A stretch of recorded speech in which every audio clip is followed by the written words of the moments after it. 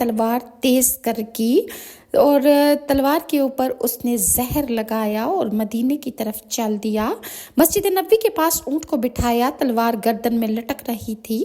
حضرت عمر رضی اللہ عنہ نے اسے آتے دیکھا تو آتے ہی کہہ دیا کہ یہ دشمن خدا کسی بری نیت سے آیا ہے۔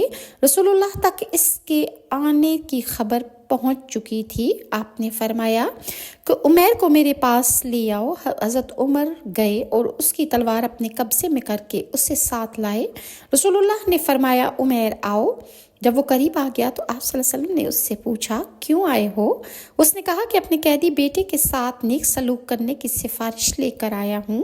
آپ صلی اللہ علیہ وسلم نے پوچھا تلوار گردن میں لٹکانے کی کیا ضرورت تھی اگر تم اپنے بیٹے کو آزاد کرانے آئے ہو تو؟